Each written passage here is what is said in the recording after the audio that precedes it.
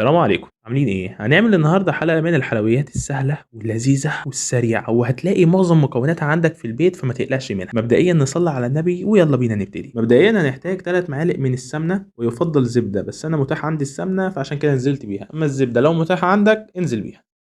هنسيح السمنة على النار كده على نار هادية، وهنحتاج كمان كوباية ونص من الدقيق، وهنفضل نقلبها كده على النار لغاية ما ينشف معانا كده ويطلع معانا بالمنظر اللي قدامنا ده. ننزل بلتر من اللبن كامل الدسم او خالي الدسم، مش هتفرق قوي معانا.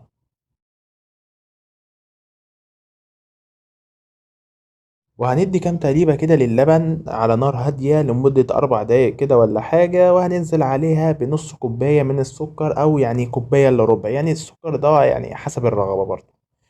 وهنفضل نقلب كده في السكر والخليط بتاعنا كده مع بعض لغاية ما يتقل معانا بالمنظر الجامد ده. ويفضل انك تلحق بسرعة وتنزل بيه في الاطباق او الحاجة اللي هتحطها فيها بحيث ان هي تبرد، بس بسرعة علشان الحاجة عشان الخليط ما يتقلش معاك ويبقى معاك بالمنظر اللي طلع معايا ده. وهنحتاج كمان معلقتين من النشا وهننزل بيهم على كوبايتين مية، وهنفضل نقلب كده فيهم، وده هيكون الخليط اللي هيتقل صوص الكراميل معانا. هنجيب طاسة وهننزل فيها بكوباية ونص من السكر او كوباية من السكر كفاية، ما يعادل يعني 150 جرام.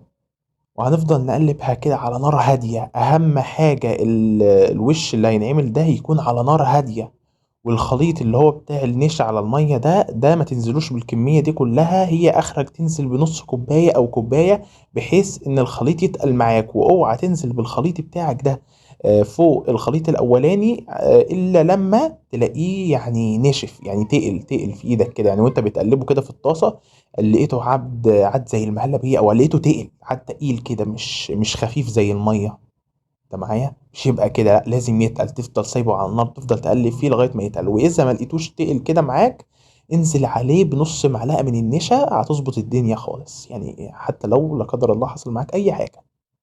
وبس كده هتطفي عليها النار وترفع من على النار، تروح على الخليط الاولاني، ودي بقى طبقه الكراميل اللي يعني هتخلي الحلويات دي في حته تانية خالص، حته تانية خالص، عشان يعني من حلاوتها بقى مش هقدر اكلمكم عنها.